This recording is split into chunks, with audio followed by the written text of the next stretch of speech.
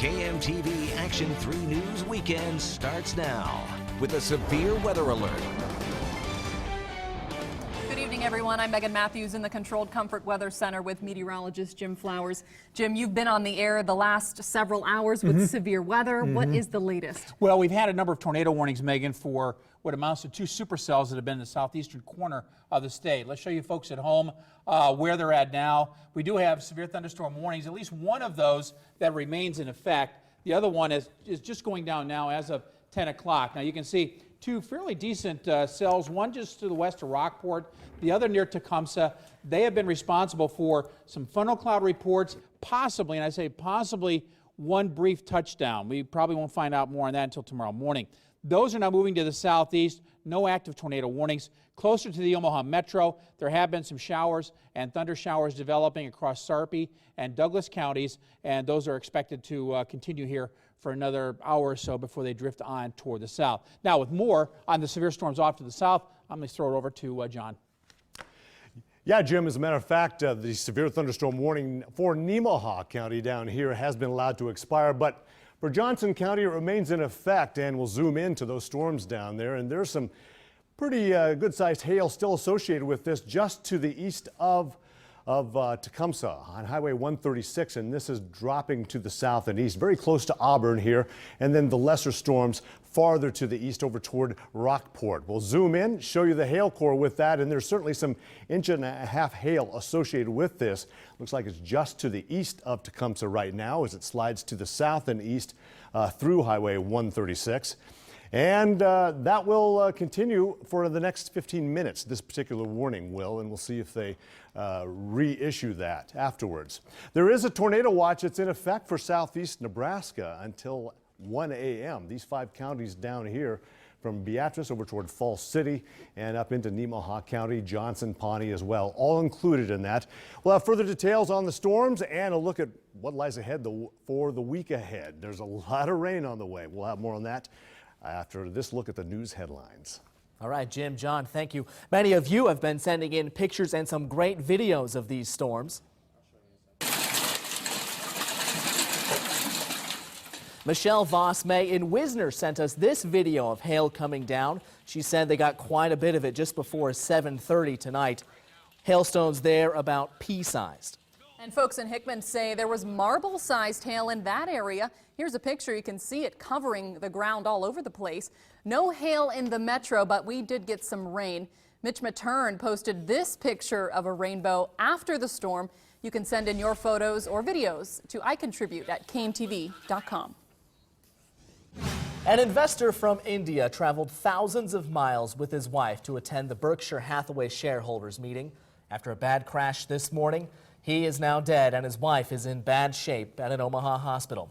The investor's trusted colleague was behind the wheel. He now faces charges for his death. We are learning more tonight about the Indian investor Parag Parikh. Reporter Kelly Bartnick is live at Nebraska Medicine with the latest tonight. Kelly? Megan, 4 of the 5 injured from that crash this morning were brought here for emergency medicine. That is where, you just mentioned, one of them died. His wife, we're told, was recently upgraded from critical to serious condition here at Nebraska Medicine. The other 2 were treated and released. The crash scene lingered Sunday at 63rd and Shirley Streets. The blue Volkswagen nearly hit a home at 6:45 a.m. It was 2 loud bangs I heard. And I thought, well, like I said, it can't be my morning paper. That doesn't make that much noise. Doris Henvey lives less than a block away. Power was knocked out to neighbors here after a red Chevy truck, the other vehicle in the crash, nearly toppled a utility pole. Police say 60-year-old financial investor Parag Parikh was on the way to Epley Airfield following the Berkshire Hathaway stockholders meeting. His wife, 59-year-old Geet Parikh, was riding in the back seat with him. She has injuries to her head and chest. Parikh died at Nebraska Medicine. According to this website, Parikh ran a Mumbai investment firm bearing his name. Another man was in the front with the driver, 42-year-old Rajiv Thakkar, Parikh's chief investment officer, seen in this company video. Police say Thakkar stopped at a stop sign before driving through the intersection, and a red pickup hit him. Thakkar released this statement today via Twitter saying Parikh had died. Police say he will be charged with misdemeanor vehicular homicide. That's sad. And from out of town, out of the country, that is too bad. Henvey's neighbors say the intersection is a problem spot. It had just had another crash 24 hours earlier when a car nearly hit an apartment building. They did not know if anyone was seriously hurt then. Parikh was not buckled in at the time of the crash. Now, the other man, we're told, driving the red pickup truck, had the right-of-way and was not ticketed. I spoke briefly with his son this evening. He told me that he is still shaken and emotional following that crash. Police also tell us that neither speed nor alcohol were factors in this morning's crash. Reporting live at the Med Center tonight, Kelly Bartnick, Action 3 News. Thanks, Kelly. State senators will debate this week whether or not to establish a lower minimum wage for some workers in Nebraska. A bill in the legislature would cap the minimum wage at $8 an hour for part-time employees who are in high school and under 18. Supporters say the educational experience of work is more important than a big paycheck. Opponents say it hurts high schoolers working to save for college or help pay family bills. New at 10, multiple people have been hurt after a shooting at a controversial art event in Texas tonight. The contest was for cartoon depictions of the Prophet Muhammad in Garland, which is a suburb of Dallas. Police tell KTV-TV in Dallas 2 suspects were shot and killed after they pulled up to the event and started shooting at a security guard there. Investigators have not said if the shooting is related to the event. An 8th case of bird flu virus has been detected, this time in Wisconsin, where farmers have already lost 1.5 million birds since the middle of April. The Wisconsin Department of Agriculture said today the latest case is in a commercial turkey flock. About 16,000 breeding turkeys and almost 42,000 hatching eggs are affected. Now workers will kill infected birds. Some counties in Wisconsin have banned bringing poultry to shows, exhibitions, and swap meets through the end of the month. More than 5 million chickens in Iowa have already been euthanized. For the first time since Tuesday night, the curfew is lifted in Baltimore. The city is getting businesses back up and running after rioters damaged and burned them. Investigators are still trying to track down who caused all that destruction. CBS's Craig Boswell has more tonight from Baltimore. The curfew has been lifted in Baltimore, which has seen mainly peaceful rallies like this one in the last several days. Mayor Stephanie Rawlings Blake says the city is moving past its darkest hour. What we saw over the past few days is not just the resiliency of our city, but also our communities coming together. The mayor toured the reopening of Mondamin Mall, where many stores were looted last week. Maryland's governor says 200 businesses and hundreds of millions of dollars in revenue were lost to rioting. Shoppers say while they don't condone what happened, they say it has brought attention to Baltimore's struggles. It was a good thing that this started the conversation. In a way, yes. That's how we should look at it.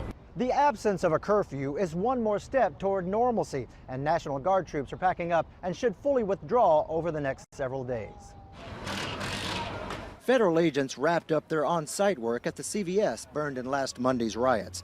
Investigators are asking witnesses or anyone with cell phone video to come forward. We know that the public want to help bring the people responsible for these fires and hold them accountable. Baltimore police made nearly 500 arrests in the past 10 days and say they'll continue to deploy to areas of concern. Craig Boswell, CBS News, Baltimore. Now 6 officers face charges in Freddie Gray's death. Baltimore police say 113 officers were injured during violent protests this week. Retired neurosurgeon Ben Carson told an Ohio TV station today that he's running for the 2016 Republican presidential nomination. This is video of Carson at an event in Des Moines, Iowa earlier this year. Some say Carson, who has never run for public office, is trying to use his success as an author and speaker to compete in the campaign. Carson is expected to formally declare at an event tomorrow in Detroit. Hillary Clinton now has an official opponent in the race for the Democratic nomination. Bernie Sanders made his first official campaign stop in New Hampshire this weekend. Sanders, a senator from Vermont, says he'll need to raise at least $40 million to be competitive. He met with union members in Manchester over the weekend. Yesterday, Warren Buffett told our own Jennifer Griswold who he is backing for president. I think she's likely to be, but who knows? and I'll be very happy if she's the next president. So you do support her then? Absolutely. Tens of thousands of people from more than 50 countries attended the annual Berkshire Hathaway shareholders meeting this weekend. Those are record crowds. Steak dinners, shopping, and socials took up a lot of time, but shareholders also heard advice from Warren Buffett and Charlie Munger. The weekend wrapped with a 5K run downtown before several businesses Berkshire owns opened for the day. Buffett told us he does not have plans to hold the meeting anywhere else. I can tell you what they take away because they write me afterwards. And every year I get hundreds of letters or emails telling me what a terrific time they have here. And they don't complain about anything. You know that somebody must have, had a mixed up reservation or something of the sort.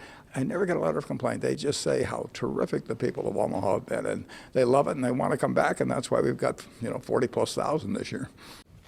Buffett will wrap up the weekend with another round of interviews tomorrow morning.